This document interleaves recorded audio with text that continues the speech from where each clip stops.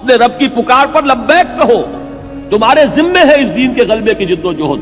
یہ سب کچھ سن کر اعراض نہ کرو، پیٹھ نہ دکھاؤ، منہ نہ موڑ لو، بلکہ یہ کہ اپنے رب کی پکار پر لبیک کہو، حاضر ہو جاؤ۔ وہ جو فیض نے کہا تھا وہ انداز ہمارے اندر پیدا ہو کہ واپس نہیں پھیرا کوئی فرمان جنوں کا، تنہا نہیں لوٹی کبھی آواز جرس کی۔ جب بھی کال آف ڈیوٹی آئی ہے ہم حاضر ہو گئے۔ تو اللہ تمہیں پکار رہا ہے، تمہارا خالق اور تمہارا مالک، کہ اس کے دین کی اقامت کے لیے اپنے آپ کو لگا دو۔ تو آپ کہاں جا رہے ہو؟ استجیبوا لربکم من قبل ان یاتی یوم لا مرد لہ من اللہ، اپنے رب کی اس پکار پر لبیک کہو اس سے پہلے کہ وہ دن آ جائے کہ پھر جس کو لوٹانے والا کوئی نہیں ہوگا۔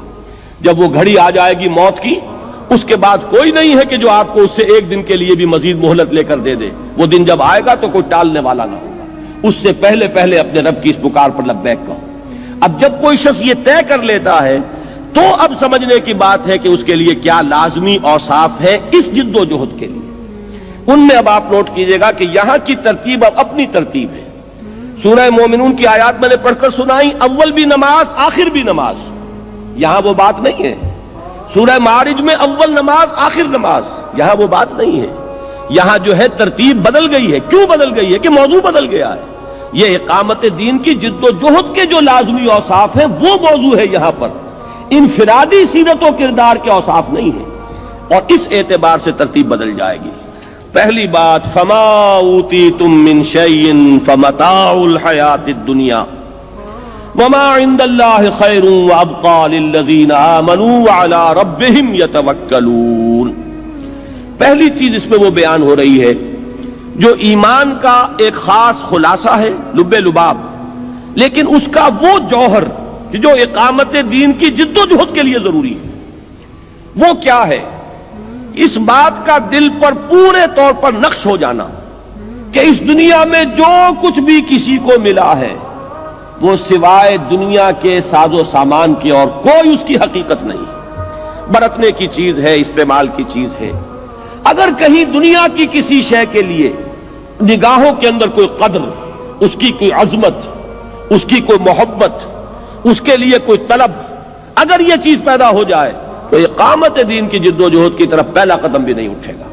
گاڑی نوک کرے گی، چلنا چاہیں گے آپ جو ہے گیس دے رہے ہیں، گاڑی نہیں چلے گی، اس لیے کہ جب تک ایک انسان کی کیفیت یہ نہ ہو جائے جس کو کہ ایک حدیث میں کہا گیا ہے کہ دنیا و ما فیہا مچھر کے پر کے برابر نظر آئے۔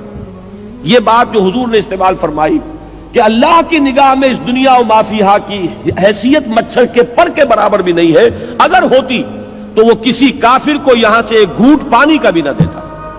یہاں کافر ہیں اور دنیا میں عیش کر رہے ہیں، مزے کر رہے ہیں، ساز و سامان ہیں، لمبی لمبی کاریں ہیں، مشرکین ہیں، اللہ کے باغی ہیں، اللہ کو گالیاں دینے والے ہیں، شریعت کا مذاق اڑانے والے ہیں، استہزاء کرنے والے ہیں، سنت کا مذاق اڑانے والے ہیں۔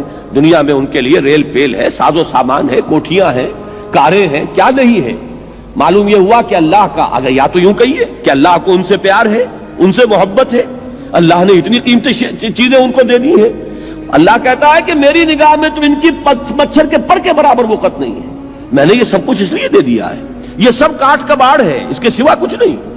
یہ تو تمہاری اپنی جو ہے ویلیو سٹرکچر تمہارا ہے، تمہاری نگاہوں میں ان شے کی جو ہے ان اشیاء کی عظمت ہے، ہماری نگاہوں میں ان کی کوئی قدر و قیمت نہیں۔ ہماری نگاہ میں قدر و قیمت آخرت کی ہے۔ اور جب تک ایک بندہ مومن کا اپنا سوچنے کا انداز بالکل اس خدائی جو ہے ایک معیار اس کے ساتھ بالکل مکمل نہ ہو لیکن ہم آہنگ تو ہو جائے، اس کے ساتھ اس کے ایک ہم آہنگی کی کیفیت پیدا ہو جائے، اگر یہ نہیں ہوگا تو اقامت دین کی جد و جہد میں انسان سمجھے گا کہ میں لگا ہوا ہوں، ساری کوشش ہو رہی ہوگی اپنے مال بڑھانے کی، اپنے ساز و سامان میں اضافے کی، اپنے سٹیٹس کو بڑھانے کی، اپنے دنیا کی بلونگنگز کے اندر اضافہ کرنے کی، اپنی کار کو لمبے سے لمبا کرنے کی۔ صرف یہ ہے کہ جسے آپ ایک کہتے ہیں کہ ایک بائی پروڈکٹ ہے، سائیڈ ایشو ہے، ایک ہابی ہے، ایک دلچسپی ہے، اس کے درجے میں دین کا کوئی کام کر کے آدمی اپنے آپ کو دھوکہ دے رہا ہوتا ہے کہ میں دین کا کام کر رہا ہوں۔ جب تک یہ شکل نہ ہو، دیکھیے اس میں وہ انتہا نہ آ جائے، رہبانیت اسلام میں نہیں ہے، یہ ہر شخص کے اپنے اندر اپنے دل میں جھانکنے کی بات ہے کہ آیا فی الواقع میرے دل میں ان چیزوں کی کوئی قدر ہے یا نہیں، استعمال کرنے میں کوئی حرج نہیں، فمتاع الحیات الدنیا، اس متاع الحیات دنیا کے الفاظ میں بھی وہ بات موجود ہے کہ یہ بات نہیں ہے کہ استعمال نہ کرو.